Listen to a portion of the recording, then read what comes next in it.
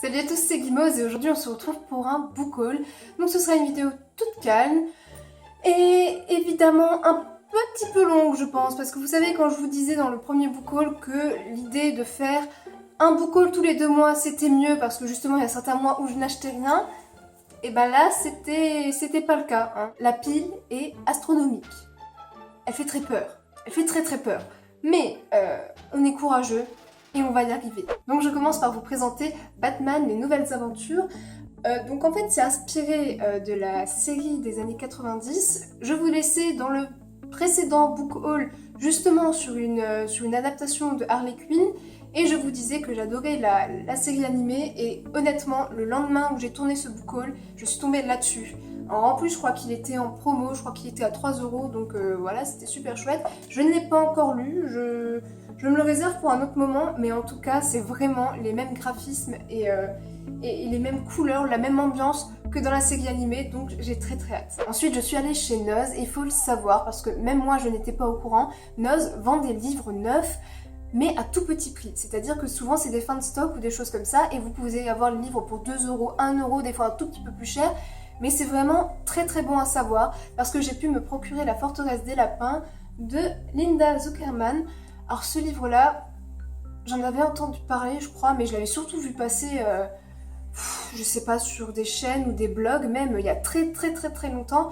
Et honnêtement quand je suis tombée là-dessus, j'ai craqué parce que honnêtement pour 2 € ça vaut le coup. Il est dans un état incroyablement beau et il y a un joli renard, c'est trop mignon. C'est un petit roman jeunesse il me semble, je peux vous lire le résumé si vous voulez. Suite à un hiver particulièrement rigoureux, la société des renards est ravagée par la famine.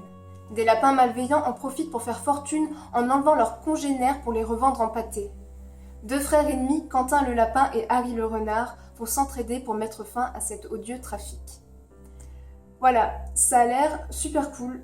Je pense que je me réserverai cette lecture plutôt pour la période hivernale, je ne sais pas encore, mais franchement ça valait trop le coup, je suis très contente de l'avoir dans ma bibliothèque. Ensuite, toujours chez Noz, vous l'avez déjà vu passer sur ma chaîne, il s'agit de Ravenwood.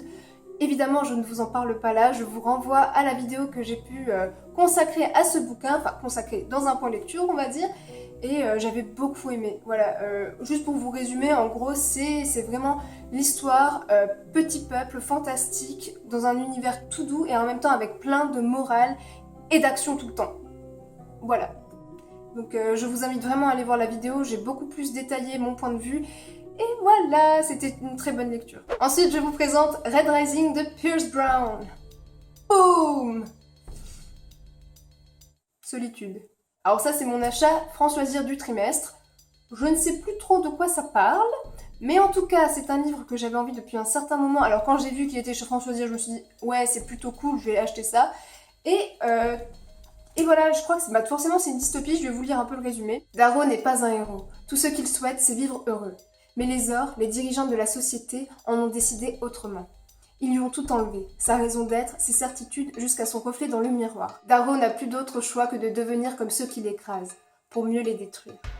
Il va être accepté au légendaire institut, y être formé avec l'élite des Ors, dans un terrain d'entraînement grandeur nature. Sauf que même ce paradis est un champ de bataille où règnent 2 règles, tuer ou être tué, dominer ou être dominé. Voilà. Apparemment, il a été élu meilleur premier roman en 2014 par les lecteurs de Goodreads et BuzzFeed.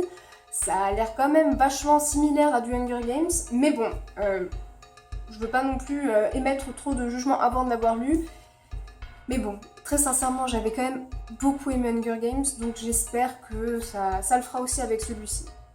Voilà, en plus, au début, vous voyez, il y a une petite carte, c'est super chouette. Et voilà. Je vous en dirai plus quand je l'aurai lu. Ah, et oui, en fait, j'ai oublié. Chez Noz, j'ai aussi trouvé ça à 2 €. C'est trop cool. Alors, ce livre était dans ma wishlist et je suis trop heureuse. Ça s'appelle 49 jours et c'est de Fabrice Collin. Et je vais vous lire un peu le résumé. Je pense pas que ça spoil tant que ça. À mon avis, ça pose juste le pitch de base. Je m'appelle Florian. J'ai 17 ans. Il y a quelques jours, je suis mort. Un attentat dans le métro. Je me suis réveillée dans un paysage de plaine et de montagne, somptueux, qui s'étendait à perte de vue. Un être de lumière m'a accueilli, se présentant comme un néolyme. Il m'a proposé un choix. Soit je le suivais dans le royaume, un paradis selon lui, mais que je n'étais pas autorisée à voir avant de m'y rendre, soit je plongeais dans le Nil, un gouffre gigantesque menant vers... Vers quoi? C'est là toute la question. Je ne sais rien du Nil, j'ignore tout du royaume et j'ai 49 jours, pas un de plus, pour prendre une décision. Le problème, c'est que ce choix n'engage pas que moi. Voilà. Franchement, j'ai très très hâte. Je ne sais pas non plus quand je lirai, mais pareil, pour 2 €, livre tout neuf, dans un excellent état. Je ne pouvais pas passer à côté de ça. Et puis regardez-moi cette couverture. Je la trouve vraiment très très très très très belle. En plus, je crois que l'auteur là, c'est l'auteur de La Malédiction d'Oldaven. Je ne sais pas si c'est écrit à quelque part. Oui, voilà, La Malédiction d'Oldaven, qui est aussi un livre que j'aimerais beaucoup lire, mais que je n'ai pas dans ma palle. Mais ce n'est pas grave, j'ai assez de livres, donc voilà. J'ai hâte de découvrir l'auteur par le biais de ce roman. Vous n'allez pas être très surpris. J'ai Harry Potter and the Cursed Child. Forcément, je suis un peu collectionneuse sur les bords, il me le fallait, mais je ne l'ai pas encore lu. Je ne compte pas le lire tout de suite. Tout simplement parce que, évidemment, tout le monde le lit en ce moment. Les avis ne sont pas toujours unanimes, on va dire, sur ce livre. Autant certains l'ont adoré, autant d'autres ont été extrêmement déçus. Donc voilà, je vais prendre mon temps, je le dirai quand j'aurai envie, de toute façon il est là, il n'y a pas de souci. Et puis vous le savez certainement, je suis toujours en train de relire mes Harry Potter et je suis encore à Harry Potter et le Prince de Sang Mêlé. Donc dès que j'aurai fini tranquillement, tout tranquillement, de relire mes Harry Potter, peut-être que je me lancerai là-dedans. D'ici là, il y aura peut-être même la version française, donc on verra. Voilà, rien de presse, mais bon, faut être très honnête, le bouquin est quand même super beau. Parce que bon, vous avez dû le voir partout, mais... même en dessous, quand vous enlevez la jaquette, le livre est tout noir, comme ça il est très très beau. Donc voilà, c'est un bel objet livre, je suis quand même contente de l'avoir et je me lancerai dedans quand je me sentirai d'attaque. Je me suis également procuré Druide de Olivier Perru. Les druides règnent sur une forêt primordiale et sacrée sise au cœur du monde. Détenteurs d'une sagesse millénaire, ils sont les gardiens du pacte ancien dont le respect garantit la paix entre les peuples. Mais un crime de sang d'une violence inouïe met en péril le fragile échiquier politique des royaumes du Nord. Le druide, Aubrigand, aidé de ses 2 apprentis, ne dispose que de 21 jours, pas un de plus, pour élucider les circonstances du drame, faute de quoi une guerre totale éclatera. Et tandis que le compte à rebours tourne, chaque lune apporte son lot de nouveaux cadavres, l'entraînant toujours plus loin dans l'horreur.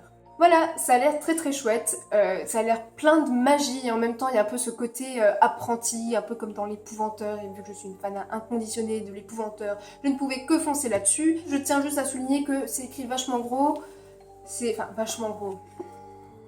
J'ai un tout petit peu la folie des grandeurs, hein, on est d'accord, mais c'est bien aéré, je sais pas si vous pouvez le voir, c'est cool. Voilà, j'ai super hâte, je sais absolument pas quand je le lirai pour le coup, j'avais un peu ma période fantasy, c'est pour ça aussi que je l'ai acheté, mais voilà. Peut-être que ce sera plus pour le printemps, je ne sais pas, on verra. Je me suis procuré le premier tome de la Ronde des Saisons, Secret d'une nuit d'été de Lisa Kleypas. Ce livre, je l'avais vu il y a très très très longtemps sur la chaîne de Margot Liseuse, mais je ne sais plus du tout ce qu'elle en disait, mais ma foi c'était dans ma wishlist donc je me suis dit quand même que c'est quelque chose que j'avais envie de lire. C'était au mois d'août, j'avais envie de quelque chose d'un peu léger, j'avais envie d'une romance, mais je ne savais pas vers quoi me diriger étant donné que c'est pas forcément quelque chose que je lis souvent, jamais en fait, donc voilà. Et pour l'instant, je l'ai juste commencé, je suis en lecture commune avec Marine de la chaîne Tartine aux Pommes, et du coup vu qu'elle a aussi pas mal de lectures de son côté et que pareil elle a repris les cours, eh ben j'attends encore un petit peu, vous aurez un retour sur ce livre, ne vous inquiétez pas, mais pour l'instant j'en suis quoi? J'en suis à une centaine de pages et j'adore, franchement n'étant pas friande de romance, là c'est super bien, j'accroche énormément, donc j'ai très hâte de pouvoir lire la suite et de pouvoir vous en parler. Aussi au milieu du mois d'août, j'ai reçu ma box de Once Upon a Book du mois de juillet sur la thématique des pirates. Et j'ai reçu, en l'occurrence, La Petite Sirène et autres contes de Hans Christian Andersen, tout simplement parce que je n'ai jamais lu ce conte-là et que j'avais bien envie, je l'avais sélectionné dans les livres que je désirais recevoir. Et je suis très contente parce que c'est une très jolie édition. Je ne l'ai pas encore lu, en même temps je pense que le jour où ça me prendra, ça ira quand même relativement vite dans le sens où La Petite Sirène c'est un conte extrêmement court, je pense que ça doit faire une 50aine de pages. Ouais voilà, 48 pages, donc ça va. Je suis très contente de ce premier livre. J'ai également reçu, alors là j'étais mais genre ravie, c'est Carnock le pirate de Eugène Sué. Déjà de une, cette édition, mais regardez-moi ça, c'est sublime. J'adore, c'est super bien et le résumé est très court, mais je vais vous le lire quand même. Carnot le pirate est un homme dur et sans pitié. À bord de l'épervier, il parcourt les mers à la recherche de trésors. Gare à qui se dresse sur son chemin. Premier roman de Jeanne Sué, cette histoire palpitante d'amour et de mort au vent du large est une œuvre à redécouvrir. Voilà, je suis très contente. En plus, pareil, c'est un tout petit livre, hyper rapide à lire, je pense. Je vais vous dire le nombre de pages. Hein. Ouais, voilà, il y a à peu près 162 pages, c'est écrit hyper gros. Et j'ai hâte, très belle édition, j'étais hyper ravie, vous en doutez bien. C'est aux éditions Oscar Éditeur, apparemment. Et voilà, j'étais très contente. Aussi, la grosse surprise de cette box, c'est que j'ai reçu une maquette d'un bateau à mettre en bouteille. Et dans ce pack, en fait, il y avait le livre là, qui accompagnait, qui s'appelle Barbe Noire, Capitaine Pirate du Queen Anne's Revenge. Et du coup, c'est un tout petit fascicule, mais ma foi, qui a l'air très bien fait. Je ne l'ai pas encore lu, effectivement. Mais on va retracer, je crois, l'âge d'or de la piraterie, la suite, le règne du Queen's Anne's Revenge, le diable incarné, enfin il y a plein de choses. Pareil, c'est des illustrations couleurs. C'est très bien fichu, je suis juste ravie, je sais pas si vous voyez ça.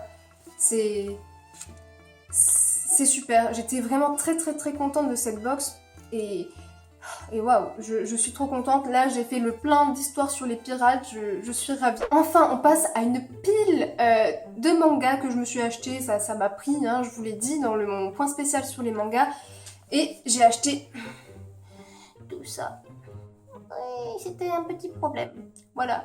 Donc, je vais essayer de faire ça méthodiquement, n'est-ce pas, hein? Nous sommes pas des brutes. J'ai acheté l'intégrale 2 et 3 de FMA, donc Full Metal Alchemist. Tout simplement parce que je les avais lus quand j'étais jeune. Je suis une fan inconditionnée de Full Metal. Et là, c'est vrai que j'ai recommencé à essayer de me les procurer en version intégrale, tout simplement parce que je n'avais pas les originaux chez moi. Et récemment, j'ai lu l'intégrale 2. J'adore toujours autant. Je suis fan inconditionnée et vraiment, c'est une histoire à lire et à connaître. Aussi, dans ma folie des intégrales, je me suis procuré la suite de l'Attaque des Titans, le tome 5 et 6. Là, c'est effectivement pas une relecture, c'est une découverte, l'Attaque des Titans, on est d'accord. Mais je n'ai pas encore lu le tome 5 et 6, je ne sais pas pour quand ce sera. Mais voilà, je vous renvoie à la vidéo dans laquelle je parle de l'Attaque des Titans, c'est le bilan du week-end à 1000. Mais c'est génial. Vraiment, allez voir, je pense que ça vous donnera très envie. Pour les prochains mangas, je vous les présente ensemble puisqu'il s'agit des Enfants de la baleine de Abi Umeda, de A Silent Voice de Yoshitoki Oima, de Minuscule de Takuto Kashiki et de Orange, tome 1 et 2 de Ichigo Takano. Alors pourquoi je vous les présente ensemble? Tout simplement parce que j'ai fait un point lecture spécial manga il y a quelques temps. Je vous renvoie à cette vidéo parce que j'en parle en détail de chacun d'eux et voilà, vous le savez, si vous avez déjà vu cette vidéo, ça a été des très bonnes lectures. Et finalement, vous voyez, ça fait beaucoup de mangas, mais c'est que des mangas que j'ai lus. Donc ça ne stagne pas dans ma pauvre petite pile à lire. Petite est peut-être pas le mot non plus, mais bon. Voilà, vous voyez ce que je veux dire. J'ai aussi acheté un manga que je n'ai pas encore lu et il s'agit de The Ancient Magus Bride. Alors là, je suis désolée. J'ai vraiment essayé quand je l'ai acheté, quand je l'ai reçu. Je n'arrive pas à dire ce titre, je ne sais pas. The Ancient Magus Bride. The Ancient Magus Bride. Je ne sais pas, je suis navrée, j'écorche le titre, hein, je suis certaine à 100%, mais voilà, c'est The Ancient Magus Bride de Kore Yamazaki. Voilà, je suis vraiment navrée.